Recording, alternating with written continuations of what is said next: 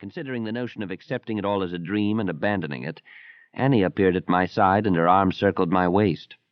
She leaned against me and looked up, cocking her head like one of the red squirrels that scamper along the power lines from the highway to the house. "Do it, love," she said as I looked down at her, that slip of a girl with hair the color of cayenne pepper and at least 1,000,000 freckles on her face and arms, that girl who lives in blue jeans and T-shirts and at 24 could still pass for 16. I thought back to when I first knew her. I came to Iowa to study. She was the child of my landlady. I heard her one afternoon outside my window as she told her girlfriends, "When I grow up, I'm going to marry," and she named me. The others were going to be nurses, teachers, pilots, or movie stars, but Annie chose me as her occupation. 8 years later, we were married. I chose willingly, lovingly to stay in Iowa. Eventually, I rented this farm, then bought it, operating it 1 inch from bankruptcy. I don't seem meant to farm, but I want to be close to this precious land, for Annie and me to be able to say, "This is ours." Now I stand ready to cut into the cornfield, to chisel away a piece of our livelihood to use as dream currency, and Annie says, "Oh, love, if it makes you happy, you should do it." I carry her words in the back of my mind, stored the way a maiden aunt might wrap a brooch, a remembrance of a long-lost love. I understand how hard that was for her to say, and how it got harder as the project advanced. How she must have told her family not to ask me about the baseball field I was building, because they stared at me dumb-eyed, a row of silent, thick-set peasants with red faces. Not an imagination among them except to forecast the wrath of God that will fall on the heads of pagans such as I. If you build it, he will come. He, of course, was Shoeless Joe Jackson. Joseph Jefferson Shoeless Joe Jackson, born Brandon Mills, South Carolina, July 16, 1887. Died Greenville, South Carolina, December 5, 1951.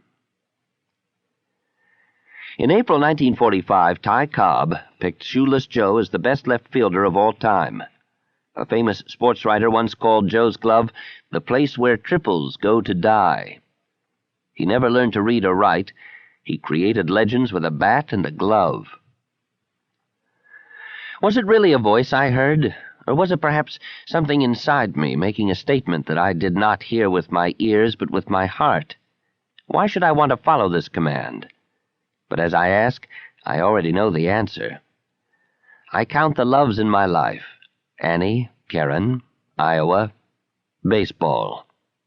The great god baseball. My birthstone is a diamond. When asked, I say my astrological sign is hit and run, which draws a lot of blank stares here in Iowa, where 50,000 people go to see the University of Iowa Hawkeyes football team, while 500 regulars, including me, watch the baseball team perform.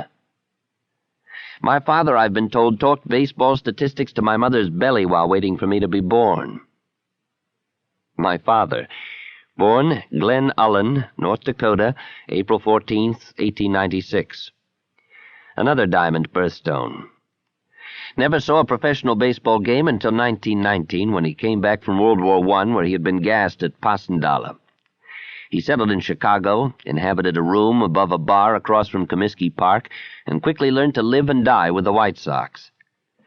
Died a little when, as prohibitive favorites, they lost the 1919 World Series to Cincinnati. Died a lot the next summer when 8 members of the team were accused of throwing that World Series. Before I knew what baseball was, I knew of Connie Mack, John McGraw, Grover Cleveland Alexander, Ty Cobb, Babe Ruth, Tris Speaker, Tinker to Evers to Chance, and of course Shoeless Joe Jackson.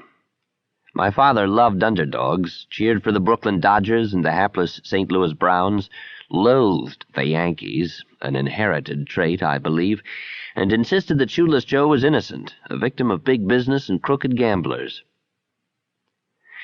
That first night, immediately after the voice and the vision, I did nothing except sip my lemonade a little faster and rattle the ice cubes in my glass.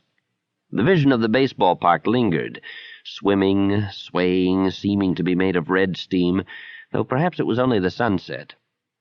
And there was a vision within the vision, one of Shoeless Joe Jackson playing left field.